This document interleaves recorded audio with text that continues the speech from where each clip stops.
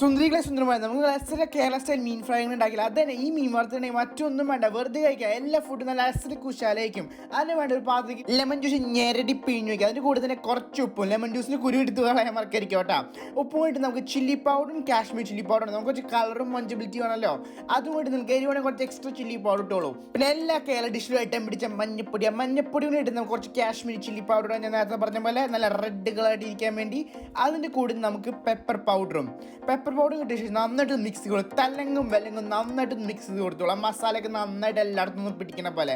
ഇനി നമുക്ക് നമ്മുടെ മീനിട്ട് കൊടുക്കാം. ആ മീനിട്ടിട്ട് നന്നായിട്ട് തന്നെ മിക്സ് ചെയ്ത് കൊടുക്കണം. എൻ്റെ ബാലഗോപാലനെ എണ്ണ തേക്കുമ്പോൾ പടടി.